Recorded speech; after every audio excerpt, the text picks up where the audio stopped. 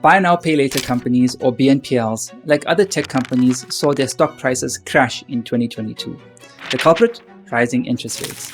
But BNPLs were punished twice because of their business model. The valuation of a business can be affected in two ways. Firstly, through lower future cash flows, and secondly, due to an increase in the discount rate. Rising interest rates cause the discount rate to go up, and this affects early-stage tech companies more severely than others.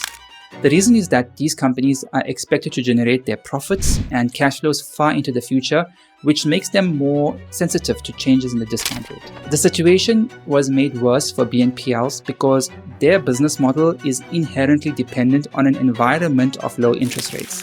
BNPLs are essentially lending companies, and lending companies make money by borrowing at a low interest rate and then lending at a higher rate, and this spread is their profit margin. In substance, BNPLs lend to consumers by allowing consumers to make purchases and pay for them over several installments. The difference, however, is BNPLs don't charge interest. So the question is, how do they actually make money? Well, from merchants.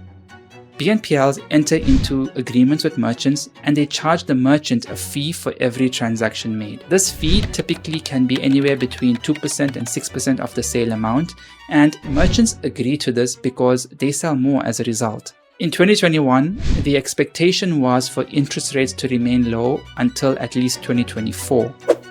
So BNPLs entered into fixed long-term agreements with merchants. However, inflation wasn't transitory and the Fed started hiking interest rates aggressively.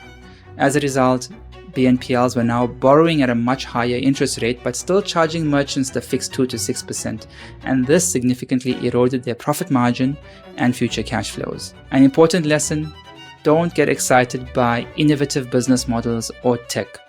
Always look closer to understand the risks. In this case, BNPLs were exposed to significant interest rate risk.